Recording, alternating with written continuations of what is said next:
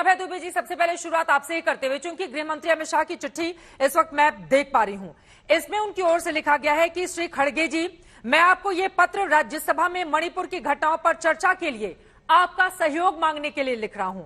उसके बाद उसी खत के आखिरी हिस्से में वो लिखते हैं, मैं आपके माध्यम से समग्र विपक्षी दलों से विनती करता हूं कि अच्छे वातावरण में चर्चा करने के लिए आप आगे आएं। और फिर उसके बाद लगातार वो निवेदन कर रहे हैं। उसके बावजूद विपक्ष की ओर से बार बार शर्तें क्यों थोपी जा रही हैं? अभय दुबे जी, अगर चर्चा को सरकार संसद में है तैयार तो।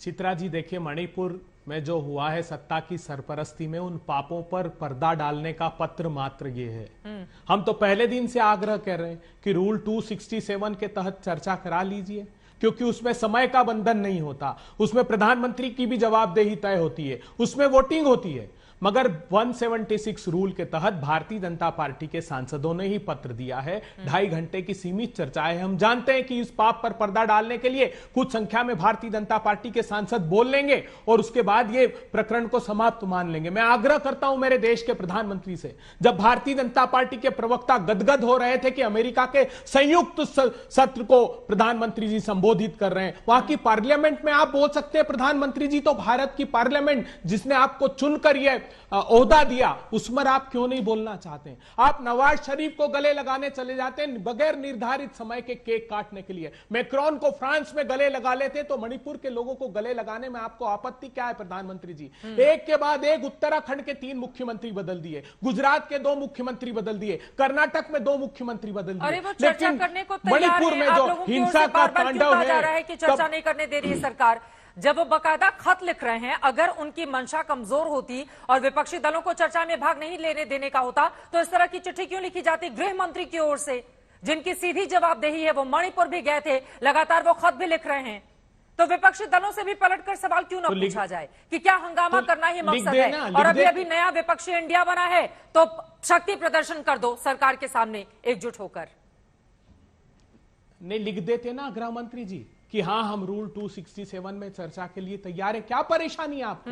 क्यों मुंह छुपाना चाहते हैं? आपके विधायक दिल्ली के दरवाजे पर आकर बैठे रहे और उन्होंने कहा सरकार के पास कुछ नहीं है कि मिलने के लिए अरे 4000 ऑटोमेटिक वेपन लूटे गए, मिनिस्ट्री ऑफ एक्सटर्नल अफेयर्स के राज्य मंत्री का घर जला दिया गया, पूर्व डीजीपी का, एडीजीपी का घर जला दिया, वहां की उद्योग मंत्री का घर जला दिया। हिंसा का तांडव 80 दिन से हो रहा है। प्रधानमंत्री जी, अगर आपके दरवाजे पर गुहार लगाते हैं तो आप राजनीति से प्रेरित होकर एक बयान दे देते। क्या जरूरी नहीं कि आप सदन में आकर बयान दें? सभी लोगों को विश्वास में लेते। यह मणिपुर से उठी हुई आग की चिंगारियां मिजोरम तक पहुंची है, मेघालय तक पहुंची है। सामरिक दृष्टिकोण से हमारे लिए बेहद महत्वपूर्ण राज्य है प्रधानमंत्री जी। इसमें राजनीति की ओछी हरकतें भारतीय जनता पार्टी करना बंद कर दे। हम तो यही प्रार्थना कर रहे हैं। हाँ। इसलिए हमने अविश्वास का प्रस्ताव भी प्रस्तुत किया है लोकसभा के सम्मुख, और हम उम्मीद करते हैं कि अविश्वास के प्रस्ताव जो भारी मन से हमने दिया है, हाँ, कम से कम उस पर चर्चा के दौरान प्रधानमंत्री जी आकर जवाब देंगे और जवाबदेही तय करेंगे। वहां पर गंभीर आरोप, दो बात, आखिरी परंपरा है कि पीएम की ओर से जवाब दिया जाता है, लेकिन इसको लेकर कोई नियम नहीं है। अभय दुबे जी, बात चित्रा जी, हाँ चित्रा जी, एक बात और मैं रखना चाहता हूं। देखिए, 2 गंभीर बातें वहां पर निकल कर आ रही है।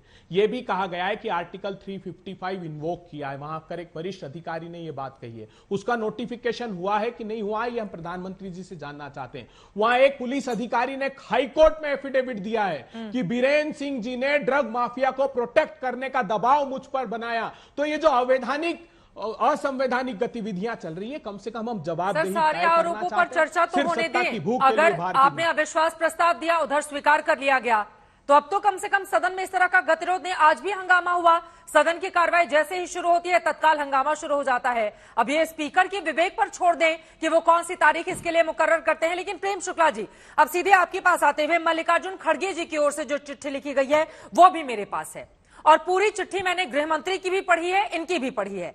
ये लिखते हैं कि सत्ता पक्ष यदि सचमुच सदन की कार्रवाई चलाने की इच्छा रखता है तो ये आसानी से विपक्ष को बोलने का मौका देकर किया जा सकता है। इसके लिए आसन अपने अधिकार का प्रयोग कर सकता है, और इसी के तहत सदन के नेता व्यवहार पूर्व निर्धारित प्रतिक्रिया संचालित न होकर सामान्य और सकारात्मक कार्रवाई यहां पर की जा सकती है। और यहां पर उनकी ओर से यह भी लिखा जाता है कि एक तरफ प्रधानमंत्री की ओर से इंडिया इंडियन मुजाहिदीन का जिक्र किया जाता है इंडिया के संदर्भ में, जैसा कि उनकी भावना यहां पर पढ़ने की कोशिश में कर रही थी। दूसरी तरफ विपक्षी दलों से कहा जाता है गृह मंत्री की ओर से चिट्ठी लिखकर कि आप आइए सदन में चर्चा को तैयार। तो ये दोनों ही बातें कैसे होंगी प्रेम शुक्ला जी? सरकार भी क्या गंभीर दिखती है कि इस मुद्दे पर सदन में गंभीर चर्चा कराई जाए? पिछले 9 वर्ष कोई अवसर और ऐसा भी कोई अवसर नहीं रहा है विपक्ष का नेतृत्व श्रीमान राहुल गांधी और श्रीमती सोनिया गांधी के नेतृत्व में कभी गंभीर रहा। उसने हमेशा संसद को हंगामे का सदन बनाने का प्रयास किया। भारत की संसदीय परंपरा को कलंकित करने का कोई अवसर नहीं छोड़ा है। जिनके कार्यकाल में संसद में नोटें उड़ी, जिनके कार्यकाल में संसद को जो है कलंकित करने के लिए सांसदों को खरीदने करके बेचने के सौदे हुए, जिन्होंने हमेशा से जो है मणिपुर पर जब चर्चा करने के लिए स्वयं आदरणीय संसदीय कार्य मंत्री जी ने आह्वान किया कि हम चर्चा करने के लिए तैयार हैं। आदरणीय जो राज्यसभा में सदन में सत्ताधारी दल के नेता हैं आदरणीय पीयूष गोयल जी ने अपील की कि हम सदन में चर्चा करने के लिए तैयार हैं।